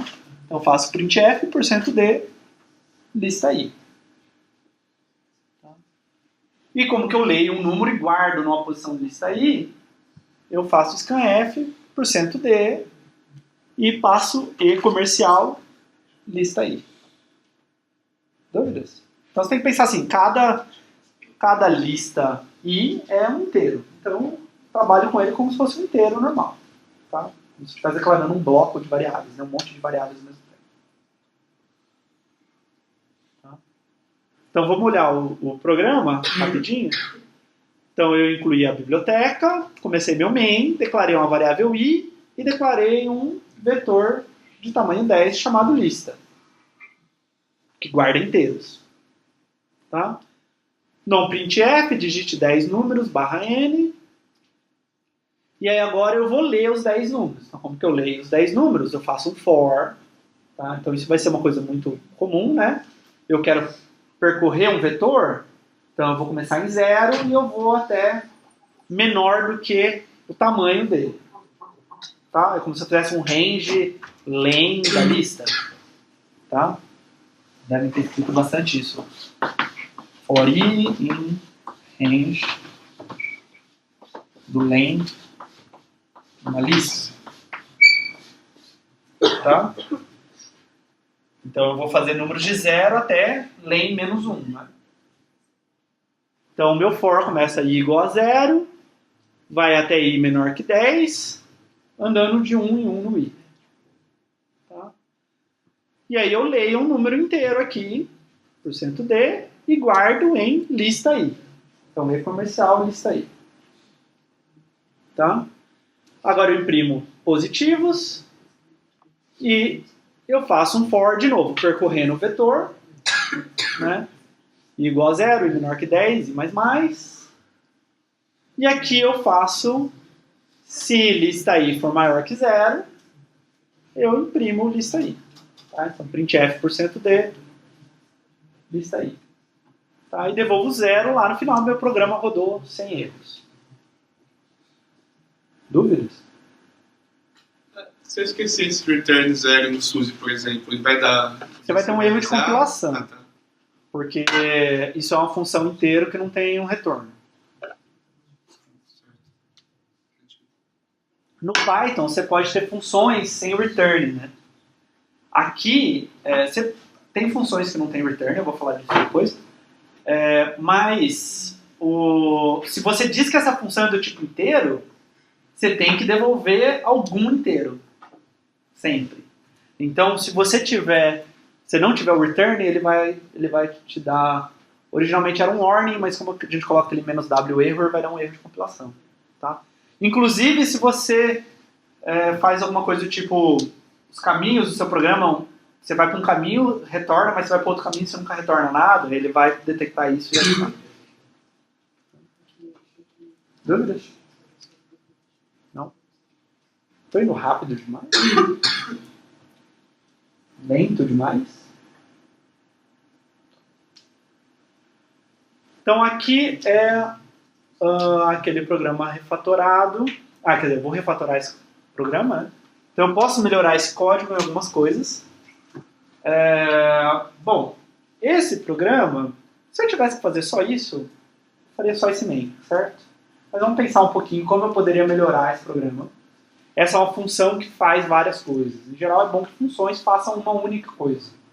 Tá? Quando vocês forem fazer MC 322 ou 302, não sei qual que está no catálogo de vocês, que é programação orientada a objetos, vocês vão ficar vendo muito sobre essas questões de responsabilidade.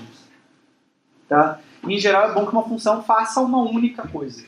Por quê? Porque aí a função ela é curta, tá? Fácil de entender. Ela tem uma entrada, ela tem uma saída, que é aquilo que você espera dela. Tá? Essa é uma função que ela faz várias coisas. Ela é o ponto de entrada do programa, ela lê números e depois ela imprime números que são positivos. Tá? Então a gente pode ter uma função que lê vetores, e aí depois tem uma função que imprime só os elementos de um vetor que é positivo. E talvez eu pudesse até depois reutilizar essa função em algum lugar. Né? Ler um vetor de inteiros parece uma função bastante útil. Talvez eu queira do lab 1, no lab 2 usar de novo. Uma coisa assim. Tá? Então uma função que imprime só números positivos. Tá? Então essa função ela é do tipo void, não é do tipo int. Tá? Já explico isso. Aí imprime positivos. Ela recebe um vetor e um inteiro n. Tá? Então, vamos por partes. Essa função é do tipo void. Tá? Void significa que a função não devolve valor. Toda função em C tem que ter aquela palavra no começo dizendo qual é o tipo do retorno dela. Void significa não retorno nada. Retorno vazio. Tá? Então eu falo void aqui e aí eu não tenho um return aqui dentro. Se eu quisesse sair da função em algum ponto, eu poderia escrever return ponto e vírgula. Certo? Acho que em Python também eu posso fazer isso. Só tipo, eu dou um return lá sem passar nada, né? E eu saio do meio da função, tá? E não estou devolvendo nada. Então eu posso fazer isso. Tá? Aqui eu não preciso. Então, essa função não devolve. Tá? Essa função recebe um vetor chamado lista. Tá? Vocês podem falar, Rafael, está faltando 10 lá. Tá? Eu não preciso especificar o tamanho entre o colchete. Tá? Significa que essa função, posso passar uma lista de tamanho 10, uma lista de tamanho 100, uma lista de tamanho 3, a lista de tamanho que eu quiser aqui, tá? Um vetor de tamanho que eu quiser, que essa função recebe esse cara. Tá? Então, eu não preciso especificar o tamanho entre o colchete só quando é um parâmetro que eu estou passando para uma função. Okay? E é nossa responsabilidade saber o tamanho do vetor que eu estou passando para a função. Certo? Eu não quero acessar a posição inválida do vetor. Se o meu vetor é posições de 0 a 9, eu não quero acessar a posição 10. Por isso que eu estou passando a variável n. Tá? Então, sempre que a gente passa sempre não, mas a maior parte das vezes que a gente passa um vetor para uma função, a gente também passa uma variável dizendo o tamanho daquele vetor. Tá? Então o n para mim é o tamanho do vetor. Tá? Então eu vou precisar desse n. No C eu não tenho um len, que vocês têm no Python. Tá? Então no Python, eu quero saber o tamanho do vetor, eu chamo len. No C eu preciso ir guardando qual que é o tamanho desse vetor. Tá? Numa variável junto com esse vetor. Tá? Então o n me diz o tamanho, de fato, desse vetor lista. Tá? Então eu faço de igual a 0 e menor que n, né? Então vou de 0 até n menos 1, percorrendo a lista, imprimindo se lista i for maior que 0. Ok? É o mesmo bloco de código, quase o mesmo bloco de código que eu tinha lá antes, né? Mas agora o meu for eu tive que mudar. Aqui antes era i igual a 0, i menor que 10. Agora é i menor que n. Tá? O bom é que essa função funciona para qualquer tamanho de lista. Tá? Para qualquer tamanho do vetor. Dúvidas? Tá. Agora, quero ler um vetor. Se eu quisesse ler uma lista em Python, eu podia fazer uma função que vai lá ler e devolve a lista. Né? Em C eu não posso devolver um vetor. Eu não posso escrever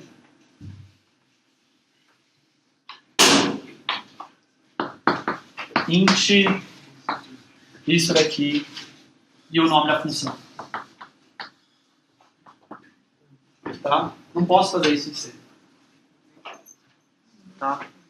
Então o que a gente faz? A gente passa o vetor como parâmetro, tá? E a gente modifica o conteúdo do vetor. Se fosse pensar em termos de Python, é aquela ideia do objeto imutável e objeto mutável. Tá? Depois eu vou entrar em mais detalhes quando eu falar de ponteiro, mas pensa que o vetor é um objeto mutável.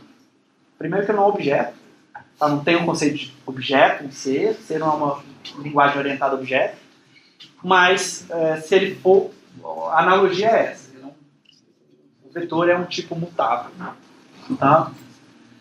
Então, para ler o vetor, eu tenho uma função que, de novo, é void, porque eu não posso devolver o vetor. Tá? Aqui, ler vetor, recebe o vetor lista e o tamanho da lista. E aí, o que eu faço é eu percorro essa lista dando scanf em cada um dos seus elementos. Tá? E como esse vetor é mutável, vamos pensar assim, por enquanto, vai de fato alterar o valor o conteúdo do vetor. Tá? Dúvidas? Esse scanf aí dentro do for, ele vai... Ah, não, esquece. Entendi. Entendeu? Sim. Então, vocês não sabem o colchete pode estar depois do nome da variável ou depois do nome da variável? Depois do nome da variável. Tá? Então essa função ela modifica o conteúdo do vetor lista, tá? E a gente vai entender isso melhor em breve quando eu puder falar de ponteiros, endereço de memória, alocação dinâmica, etc. Que aí eu posso dizer o que de fato está acontecendo aqui. Por que uma coisa... Por que que uma variável... Se eu mudar uma variável int, não é mutável, tá? É imutável, e um vetor é mutável. Tá? Talvez é uma coisa que não deve ter ficado tão claro lá em Python. Não sei se ficou claro, mas tinha coisas que eram mutáveis, coisas que eram imutáveis. Por quê? Tá? Algumas coisas a gente tem referência, outras coisas a gente tem de fato valor. Depois eu falo disso. Tá? Então o código completo fica assim.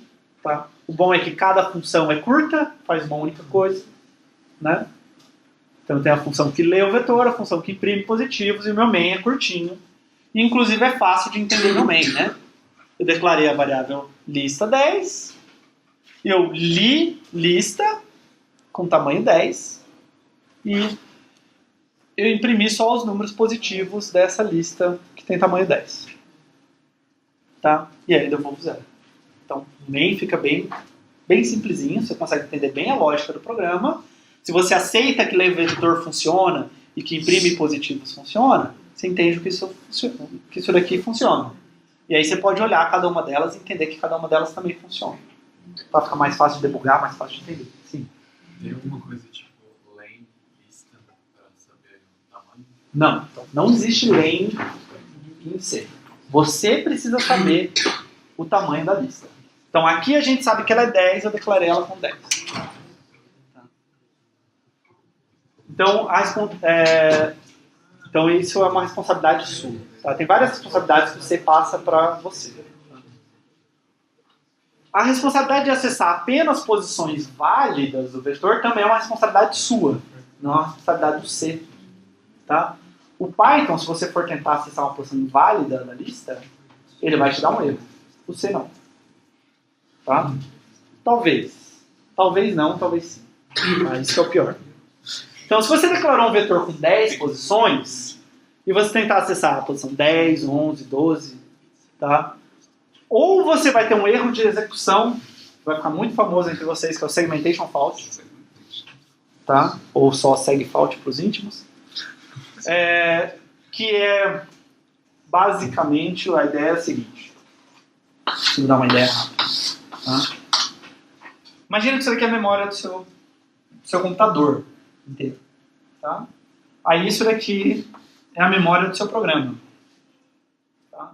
O sistema operacional falou assim, vou dar para o fulaninho essa região de memória aqui. Tá? E aí você vem e fala assim, deixa eu tentar acessar essa posição de memória. Isso daqui é um problema sério. Pode ser que essa posição de memória tenha uma senha armazenada, tenha, sei lá, qualquer coisa. Tá? Pode ter qualquer dado sensível. Ou você pudesse vir e modificar isso daqui, você poderia quebrar um outro programa, certo? Tem um monte de programas rodando aqui no seu sistema operacional. Você está escutando Spotify, com o Atom no editor aberto, a página do SUSE no seu navegador e, sei lá, alguma outra coisa aberta. Tá? Então, um programa não pode acessar a memória do outro. Tá? Um programa não pode acessar a memória fora do que o sistema operacional deu para ele. Quando ele tenta fazer isso, ele leva um segmentation fault. Tá? Sua memória é segmentada e você falhou a segmentação de memória. Tá? Então, algumas vezes você vai ter esse erro. É ótimo quando vocês têm esse erro. É a melhor coisa que pode acontecer. Porque às vezes vocês não vão ter esse erro. Tá? Às vezes,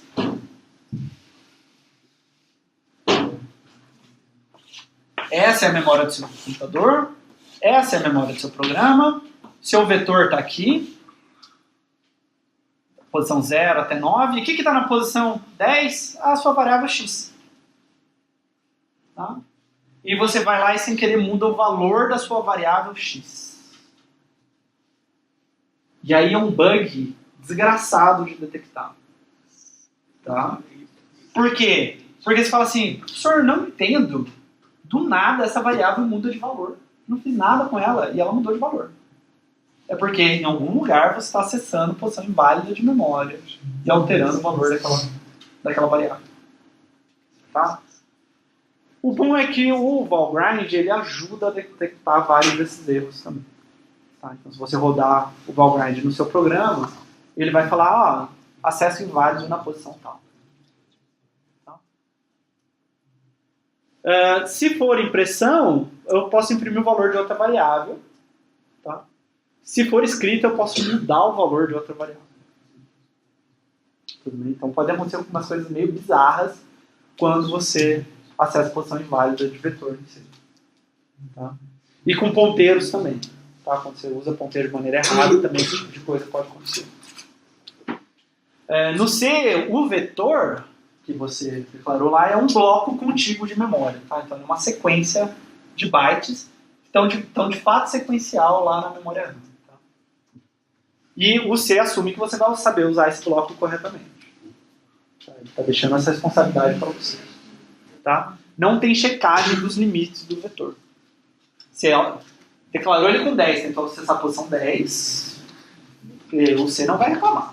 Tá? Com sorte, você leva o segmentation fault. O mais comum é você fazer o off by one. Né? Tanto é que tem um nome para esse bug, que é isso. Eu declaro o cara de tamanho 10 e eu acesso a posição 10. Então eu estou errando por 1. Tá? Isso é muito comum. Então, se o vetor tem N posições, você não tem que acessar a posição N. Você tem que acessar até a posição N-1. Ok? Como você está a posição negativa? Pelo menos ainda. Eu acho que isso vai dar aí.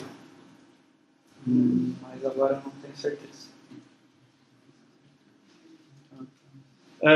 Mas não vai ter aquele... O Python, ele volta. Em C isso não vai acontecer. Tá? Ou ele vai dar um erro, ou ele vai começar a vir para cá na memória. Não tenho certeza qual dos dois. Sobre variáveis, eu posso declarar variáveis globais. São variáveis que não estão dentro de nenhuma função, né, igual a Python. Tá? Então, basta eu declarar aqui, int global. Eu tenho que colocar a declaração dela antes do primeiro uso dela. Tá? Porque senão, quando o compilador... Lembra que o compilador vai ler de cima para baixo. Quando ele chegar em global, se ele nunca viu um int global lá, ele vai falar, global não existe. Tá? Ela pode ser acessada, então, por qualquer função que venha depois da declaração dela. Tá? Só que variáveis globais só são usados em casos muito específicos. Tá? Muito provavelmente os pads vão tirar nota de vocês se vocês usarem variáveis globais. Vocês não deveriam usar variáveis globais, a não ser raros casos. Tá? Que acho que não vai acontecer em 202 de qualquer forma. Tá? Por quê? Pode levar a erros bem difíceis de encontrar no programa. Tá? Variáveis locais são essas que você declara dentro da função e os parâmetros da função. Tá? Então elas só existem dentro da função onde elas foram definidas. Mesma coisa que lá em Python. Tá? Então, e local 1 da função 1 é diferente da local 1 da função 2. Uma variável não tem nada a ver com a outra, elas, por coincidência, têm o mesmo nome. Tá? Mas uma é de uma função, a outra é da outra função. Tá? E quando a função acaba, o valor some. Tá? Você perde esse valor, não consegue recuperar mais. A próxima vez que chamar a função, aquele valor que estava lá não é zerado, pode estar com lixo de memória, etc. Tá? E uma coisa que vocês talvez tenham visto em Python também é a questão de escopo, sobreposição de escopo. Tá? Se eu tiver uma global x, né, aqui na função, as variáveis locais elas vão ter precedência sobre as variáveis globais. Tá? Então, em função 1, eu estou mudando a variável global x. Tá? Em função 2, eu estou mudando a variável local x. Tá?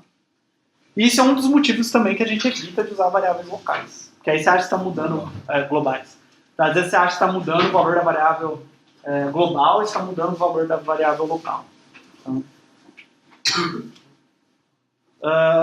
e eu estou quase terminando, tá, gente? Então, vamos olhar dois códigos aqui, só para ficar bem claro, tá? Essa questão de mutável e imutável, que é um termo que vem lá do Python que a gente não vai usar em C, né, exceto por enquanto, tá? Esses dois códigos, tá? O que é impresso nesse primeiro código? Tá? Eu faço o seguinte, meu main vem faz int x igual a 1, soma 1x e imprime o x. O que soma 1 faz? Recebe x, faz x igual a x mais 1. O que é impresso? Quem acha que é impresso 2? Levanta a mão. Ninguém acha que é impresso 2? Você acha que é impresso 2? Tá? Então, essa variável x e essa variável x são duas variáveis diferentes que, por acaso, têm o mesmo nome. Tá? O valor de x aqui é copiado para cima dessa x aqui. Tá? Então, essa x vale 1 e essa x vale 1. Aí eu somo 1 em qual x? Nessa daqui, mas não nessa. Tá? Em Python seria aquela questão do é tipo mutável, tipo imutável. Inteiro é um tipo imutável. Tá? Então esse x aqui não passaria a ser 2 aqui embaixo. Ok? E aqui? Bom, aqui eu tenho um vetor, tá? De tamanho 5. Isso é uma forma de eu declarar um vetor já com algum conteúdo. Tá? Eu faço igual, abro chaves e coloco os valores que eu quero separado por vírgula. Tá? Então esse é um vetor que começou com 1, 2, 3, 4, 5. É meio raro a gente usar isso, mas algumas vezes eu uso. Tá? Então o vetor começou com 1, 2, 3, 4, 5 e eu chamo essa função soma 1, passando v e 5. Tá? E aí depois eu imprimo o vetor. O que a função soma 1 faz? Recebe o vetor, tamanho do vetor, percorre o vetor, dando mais em cada uma das posições. O que é impresso? 2, 3, 4, 5, 6. Certo? Porque o vetor é um tipo mutável. Tá? Então a função aqui de fato altera o vetor, aqui ela não altera esse x. Tá? Então Então, no código da esquerda é impresso 1, a variável x do main é diferente da variável x da soma. No código da direita é impresso 2, 3, 4, 5, 6. Tá? A variável v aqui é diferente dessa variável v. Tá? Elas não são a mesma variável. Tá? Mas eu estou passando uma referência para um objeto que é mutável. Se vocês quiserem pensar em Python, é assim. Depois, quando eu chegar em ponteiro, eu explico exatamente o que acontece. Tá? Então, a gente vai entender isso. Ok? Dúvidas? Tem exercícios, mas eu não tenho tempo. Então, eu vou deixar de tarefa para vocês. Tá? Porque falta 12 minutos para acabar.